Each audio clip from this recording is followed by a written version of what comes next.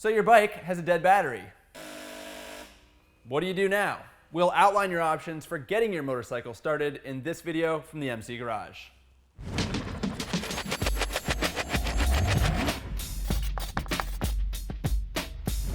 Whether you left your key on or you've just got an old battery that's struggling to hold a charge, if there's not enough juice to turn your starter, you're not going anywhere. You could try bump starting your bike, but modern motorcycles with fuel pumps and electronic ignition systems need a fair amount of power to do their thing, so you're probably going to need some supplemental electricity. If you're not in a hurry and your battery is just tired enough that it won't crank the starter, your first option is to hook it up to a battery charger and just come back later. But if you need to get going right now, you're going to need a jump start. Good old jumper cables. Option number 2 for getting your motorcycle started. These things let you use the battery in someone else's vehicle to get your vehicle started. You just need to find yourself a good Samaritan, have them pop the hood, and then hook up the cables. Step 1, connect the red clamps to the positive terminals on both vehicles. Step 2, connect the black clamp to the negative terminal on the good battery. Step 3, connect the black clamp to an unpainted chassis part on your bike away from the battery.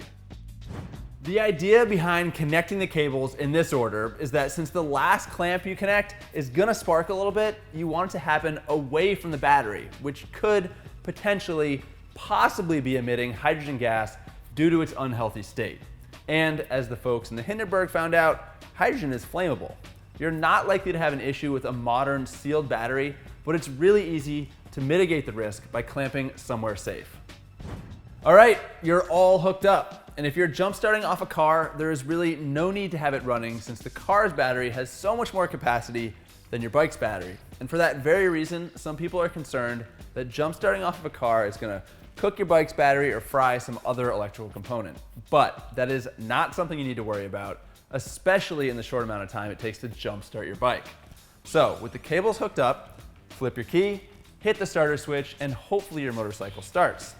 Once your bike is running, disconnect the cables, negative clamps first, but leave your bike running so that the alternator can charge the battery. Jumper cables are tried and true, but there is a third option. Jumper boxes, like this portable power pack from Deltran, are small enough and light enough to stash in your backpack, and they work great for keeping your cell phone charged or as a work light while you're plugging a tire on the side of the road at night. But where these things really shine is as a portable jump starter. It uses a lithium-ion battery that's strong enough to crank a V8 truck, and while it's pretty expensive at 90 bucks, it's undeniably convenient, especially for motorcyclists. Also, it's got spark-proof technology, so you don't have to worry about how you hook it up. And if you do happen to touch the clamps, no fireworks. If you want to get one for yourself, we'll put a link in the description. Okay, you've got your bike up and running again, which is obviously great, but don't assume everything is okay with your battery. At your earliest convenience, you should really plug it into a charger to make sure that it's thoroughly topped up.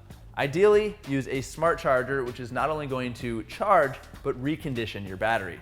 And if you're not sure why your battery died in the first place, or if you're having trouble with your charging system, you're gonna wanna hit that subscribe button because we're gonna cover those topics and a whole lot more in future videos. So thanks for watching, and until next time, ride safe.